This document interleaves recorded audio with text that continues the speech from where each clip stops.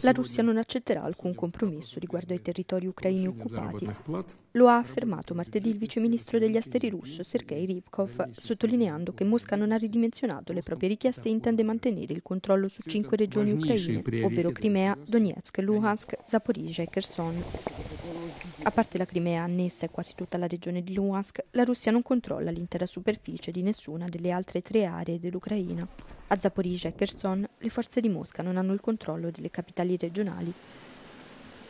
Martedì il Cremlino ha anche affermato che è improbabile che la Russia dia il via libera a una tregua in occasione delle festività natalizie, senza aver raggiunto prima un accordo di pace.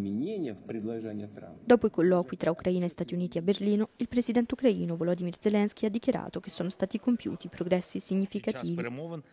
Secondo Zelensky, il team del presidente statunitense Donald Trump, che sta mediando i negoziati, ha ascoltato le richieste di Kiev e ora le presenterà alla Russia.